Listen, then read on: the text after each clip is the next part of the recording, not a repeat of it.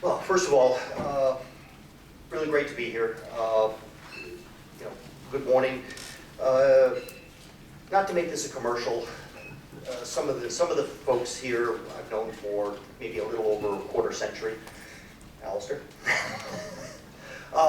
We started our humble journey as a BPO 26 years ago in the Philippines. Built up a fair business, happy to go through all of that, but frankly, around 2008, we took a left turn and said, could we use our capability that was basically helping people make decisions faster, better, more efficient, and we applied it to what we thought was, social engagements, to help people engage with, could we help them, give them catalytic tools or help them make better decisions. Sounds quite simple. Bloody complicated, mainly because of one thing. Humans. Humans are really complicated. So long story short, we started in the business of supporting greenhouse gas accounting, which then went into eventually resource accounting. And again, this isn't a commercial, but just to give you an impact, and I'm really hoping to challenge the thinking around what is impact sourcing? What is responsible supply chains? We're all entering a very new dynamics of, and I will keep this short, of what is ESG? What is circular economy? The fact is that, the world's business models are being turned on their head. And as an industry, not just impact sourcing, but as an outsourcing industry, I absolutely believe we've been in the business for a lot of years of helping people take their business problems and help them evolve to something else. I believe as an industry, we now need to include impact sourcing, but also expand the scope of our capability to deliver solutions to clients that are going to be extremely under stress. And I'm not underplaying this card. In the coming years, the business models of all of our clients are going to be pushed to the max because of resource depletion and a lot of other things we can cover. But bottom line is, we took the, whether entrepreneurial or crazy decision to enter into the space of providing solutions into sustainable development goals. A big word for we help people with supply chains. But really happy to be here. We'll talk more about it, but I absolutely believe impact sourcing is part of a bigger discussion of how are we going to change the conversation about responsible supply chains. How we help people not only source workers, but understand that they're getting a living wage, but all of the different aspects of how business models are being adapted. So I hope that's some beginning. Yeah, that's great. Thanks, Jim. Really good. Right, so it's really clear that impact sourcing is the right thing to do. But, why isn't everybody doing it? So I don't know if you can expand a little bit more on the benefits, Otis and Jehan, and then Jim, from your experience, what are the challenges? What stops people wanting to have impact sourcing within their supply chains? So if we go to the benefits first, that would be great. Okay, thanks, Kerry. So from our own experience and what we have seen, when it comes to the benefits around impact sourcing, I think it's a number of things. Firstly, our customers are looking for areas or partners that can provide them with stable workforces. In other words, you're not looking at high attrition levels. And having run this for the last couple of years, what we've noted is that when we look at where we've got stable in terms of attrition rates, we have seen that more on the impact sourcing side of things. And I guess it's also tied to the background where somebody's coming from, because they realize that this is an opportunity that they've gotten, and therefore they are going to hold that opportunity with both hands. That's the first thing. The second thing is when you look at an aspect around cost, we are looking at a model which is cost friendly, and most businesses are under pressure, of course, especially on the back of the pandemic. So there's obviously need to look at how best do you deliver good quality service, but at an affordable cost. So that also becomes a critical point. My last one would be to then say, when you listen to the various conversations that we've been having since the morning started, we've been really, discussing areas around, diversity, equity, and inclusion. And when you do that, you're basically opening up and, creating a platform where, as an organization, you are basically positioning yourself to be able to do that, and you're also managing costs well, and you've got, stable quality and predictable delivery. So that's what I would say in terms of the benefits. Thanks. Okay, thanks. Jehan, would you like to build on that? Sure. So I completely agree with you. It's the right thing to do, but it also gives several business benefits. So some of the areas that we benefited from is access to talent. So in our main cities, the tier 1 cities, we are increasingly being challenged with talent. And here the impact workers can really provide a great talent pool. Number 2 is in terms of commitment, higher levels of commitment, loyalty, lower attrition. So let me give you the example where we had in one of these areas, we had quite a bad flood. And our team there, they came by boat, and because it was difficult to commute up and down, they stayed overnight, completed all of their worked for several hours at a stretch. We didn't ask them to do it, but that was the levels of commitment that they took on their own initiative. As Otis said, the costs are lower, attrition rates are lower, and it also helps you with your investors. Today, 80% of investor statistics say want to invest in companies that have a strong ESG focus, that are purpose-driven organizations. Your clients are very increasingly becoming very, very conscious of this. One of the big IT companies in Sri Lanka was saying companies accounting for almost 50% of their revenue wanted to see strong ESG framework and numbers. So from every aspect, it's the right thing to do, and there are very strong business benefits. So it's a win-win from every angle. Okay, right, so that's a really clear messaging coming across. It's great for DEI, it's great for costs, it's great for access to talent, and obviously we've got a global war on talent at the moment, and it's attractive for investors as well. So it's a no-brainer. Yeah, not every single organisation will invest in impact sourcing. So Jim, I wonder if you could give us a bit of an overview as to what you see as being the challenges for buyers and what blockers are for them to embrace impact sourcing. Well, thank you for giving me such an easy one to deal with. Okay, let me just take the counter. Time is money. Procurement officers just don't have the time to necessarily even understand the definition of what is impact sourcing. At the end of the day, they've got X amount to get out the door under X terms, and even understanding of what it is or what it isn't. It's a risk to them. Let's put ourselves in their shoes for a second and help them understand. Now, more progressive procurement officers and companies, absolutely, it is about the right thing. And then on the other side, it's not about the right thing. Let's be very frank. The business model is faster, better, quicker. Yes, now people are starting to talk about ESG. What does that really mean? At the end of the day, ESG, resiliency, adaptation, circular economy, these are all nice labels. How do they apply into our system? And I'm not saying impact sourcing is a piece of the solution. I think it's on all of us to help better define and send the message that yes, you can get the quality work from many different locations in the world. Whether Sri Lanka or Zimbabwe, we operate in 23 different countries. I think it's on us as an industry to help the procurement officers understand the value proposition is equal or better than what they can quickly tick the box and use X vendor that's going to send it to the usual locations. So if I would say the struggle that we found, and this isn't just impact sourcing, it has to do with sustainability, it has to do with all of the 40,000-foot view discussions that yes, we have to change what's happening. We have to change the value proposition and how we deliver it to the procurement officers, to the market, to change the discussion. Digital divide is going to basically further, while technology is a wonderful thing, the digital divide is going to further divide the North and South, the development of this world.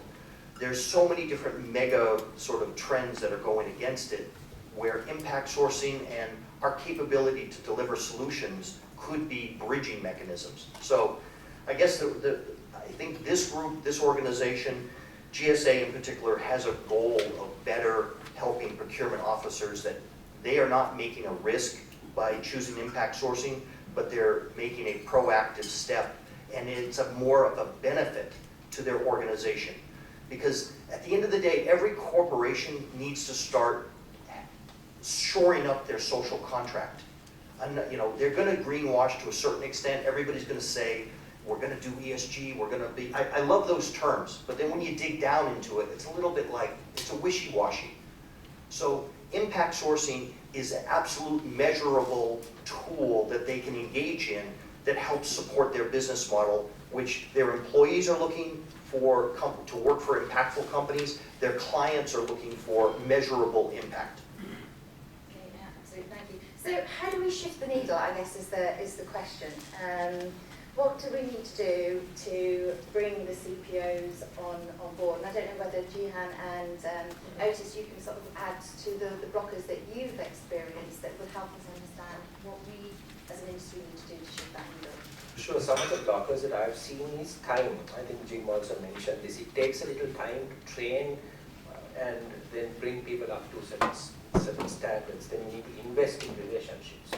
You need to clear some hurdles, for instance, on IT security. Then you have different cultures, and sometimes the work ethic and the cultures are not very close to what we would have been used to in the corporate world, in the larger cities, and we need to adapt to that. We need to change our minds. Now, in one of these villages, we found that it is a predominantly agricultural village, so they would never show up on time. They would go to their little farms and do their work and then come to work. But we found that at the end of the day, they more than met their target. So we had to adapt to it because our goals are being met. But we need to have some flexibility. So those are some of the blockers that we've experienced: culture, time, and hurdles like IT security. So I think what, over and above what the two gentlemen have shared, a key thing for us as an industry is also to look at how do we communicate the impact sourcing proposition in a way that everyone gets to understand. Jonathan mentioned earlier on where he mentioned that it's not charity. And I think there has to be a way to basically package it in a way that demonstrates that there's value that accrues to the business by investing in an impact sourcing model. So high training costs, the investments in terms of upskilling of people, talent, etc., are quite critical. And the question of sustainability then always comes to the fore. So I believe one of the key things that can actually help this is also to see government play a pivotal role in terms of providing that kind of support. Because at the end of the day, the essence of this is to find ways of creating employment opportunities and uplift the life of the ordinary person. So when the various players, various partners come together on the table, and then collectively push this agenda, I think it will certainly take root and it will fly. I think we've got a couple of other sort of like challenges we as an industry need to overcome first of all, and that is the mindset for the buyers to negotiate down to the very last penny, whether they're buying people that are impact workers or not. So we still see far too many examples of over-negotiation and not actually realising these are people's livelihoods that you're actually buying. And I think another issue we've got with impact sourcing is the definition and how it's misconstrued by so many different people. So Dan Lang from Sutherland, he's the first one to sort of say, just because Sutherland's got loads of employees from Jamaica, they're not all impact workers, because some of them are very well educated individuals from Jamaica, and other people would be claiming those to be impact workers. So I think there's a lot of work for us to actually do on definitions and standards in this space. I'd like to open it up to the floor and see, is anybody an active user of impact sourcing? William, do you want to tell us your story briefly? Well, it's two.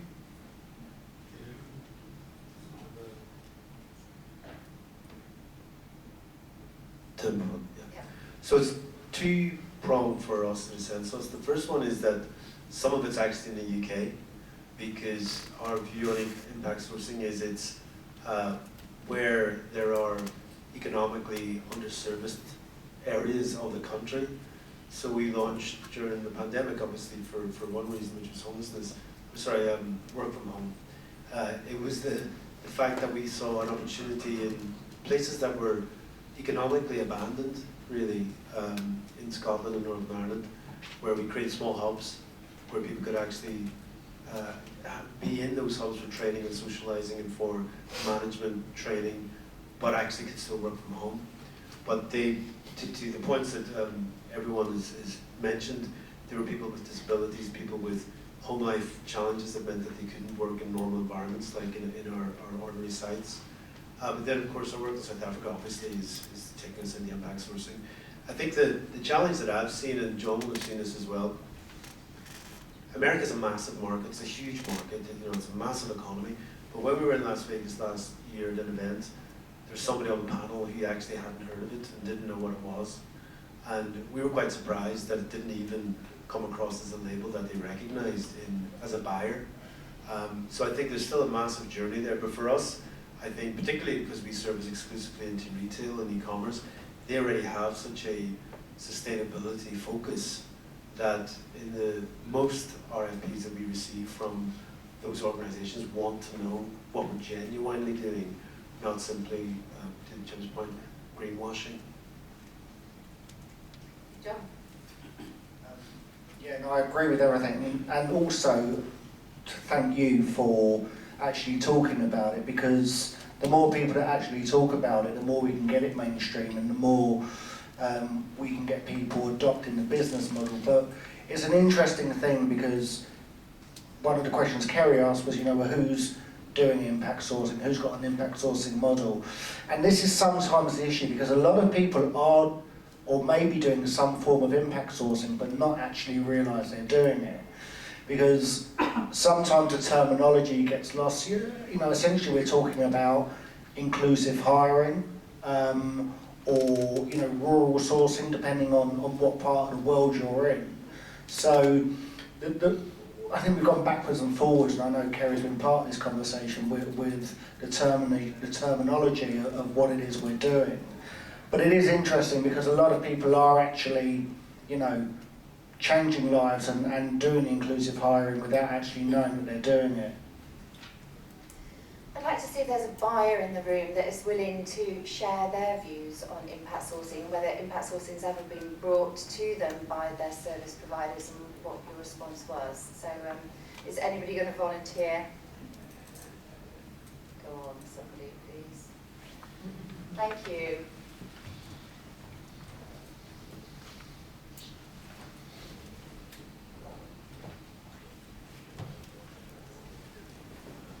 Hi, yeah, so I don't know if I'm actually going to answer your question, but I thought I'd just participate anyway. Thank you. Sorry. So I've come here today with a supplier and a buyer's hat.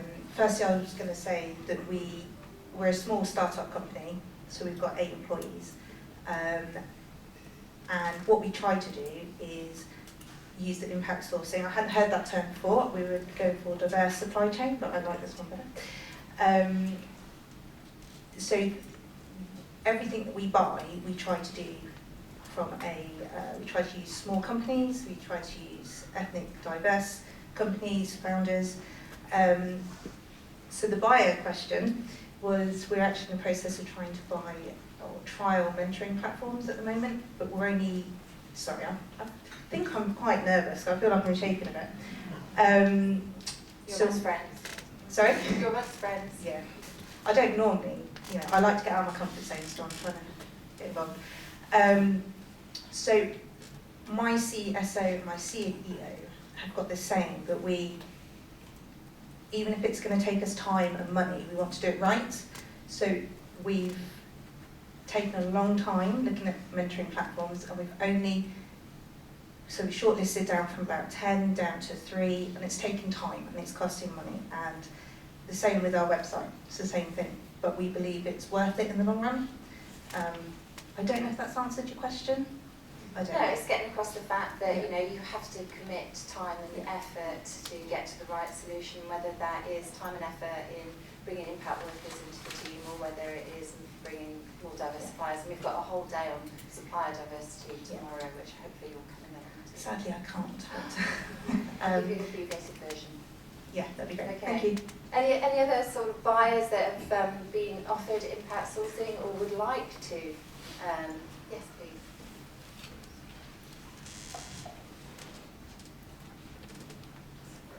We've got trainers on, Annie. Go on. Cheers. So yeah, I mean, for context, I'm a category manager in a mining company. So we have operations in South Africa, Zimbabwe, Peru, etc. I think I've not seen many of our suppliers come to us with this idea. We're the ones pushing it because it is so core to our purpose and values, and you know, we recognise the benefits of the business case. You know, we term it inclusive procurement, but yeah, it is really to drive local impact, sustainable impact. You know, where we operate a mine, okay, that mine may be in operation for 30 years, 50 years, 100 years, 200 years, but one day, you know, that mining operation will cease to be profitable and, you know, economically viable, and then we need to think about, well, what happens to the community who've been so instrumental to our success as a business? You know, how do we leave lasting economic legacy in that community? And all the things around skills development and training and employment opportunities and mentoring schemes, you know, we're into that, and we're trying to push our particularly bigger suppliers to get on the journey to really push it down the supply chain. I think we've had, you know, mixed success. I do think there's still that sort of perception of, you know, why are you doing it? It's a bit like with, you know, diversity quotas, whatever. It's like, well, have you just hired them because they're that right sort of profile? It's the same sort of thing, you know, like, are you just engaging with these companies because they do good? Well, it's like, well, no, that's part of the equation, but, you know, look at all this other stuff. And I do think there's I almost want to get away from the sort of fact that, okay, there's an impact. Of course there is an impact, but that's not the main conversation here. Actually, what you're looking at is quite cool startups. You know, if these companies that you're building in these rural parts of Sri Lanka, you said, oh, we've got this cool Silicon Valley startup who kind of doing this, you're like, oh, wow, that's really fantastic. Well, it happens to be Sri Lanka, so what? You know, it's to me, I think the game changer is really changing perception of what it is and why it is, and getting away from just the social impact aspect of it, but to really broaden the conversation around it is about legacy, it is about the right thing to do. And yeah, I think we're struggling to find the right sort of incentives to really make it stick. So we're having to really push it at all levels, across the business, across supply chain, across our supply base, to say, come along this journey with us. We can't just dictate it all and say, thou shalt do impact sourcing. We have to lead the way, but we also have to kind of make the case time and time again of why we're doing it, why it's a good thing to do. But yeah, here to learn very much as everyone else. It's still early days. Could I expand upon that? Yeah, please. Again, I'd like to challenge everybody in this room, and frankly, I'd like to use the extractive industry as an example. You know, the extractives have a lot of challenges, and they also get a lot of things thrown at them. But frankly, we all like our phones, and we like our cars, and we like all the products that they actually deliver, but sometimes, you know, let's say tailing management, ponds filled with stuff. Or we now need to trace all the things that they dig up out of the ground and who dug it up, or was it from a small mining. All of this data management is actually part of a responsible supply chain. My point is, impact sourcing is not any different. It's part of a supply chain, and it shouldn't be dealt with any different. It has a value proposition, as well as tailing management, as making sure where that information for their various product or whatever the mines are comes from. All of that is going to be accounted for. We need to be part of that journey and in some way reposition our value proposition to be as valuable as tailing management or traceability for whatever minerals you have to be digging up. So I guess I'm just trying to we're part of a much bigger trend, and I don't think we're attaching ourselves to this tsunami of change. Thank you. Okay, thanks, Jim. Right, yes, question.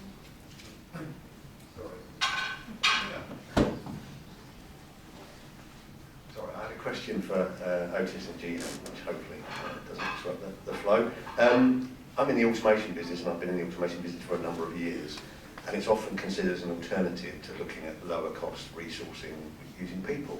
So do you see that as a threat to the initiatives and programs and the teams that you're building, or how do you incorporate that into your thinking? Yeah, that interrupts it.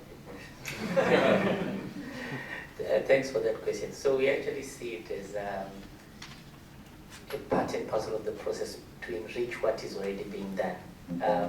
The fact is that, you know, with what's happening with the fourth industrial revolution, things are changing. People are looking at, you know, smarter ways of, you know, delivery, and we always see that there's a part or a component which requires humans to be able to, you know, to make that, you know, come to pass. For example, model training.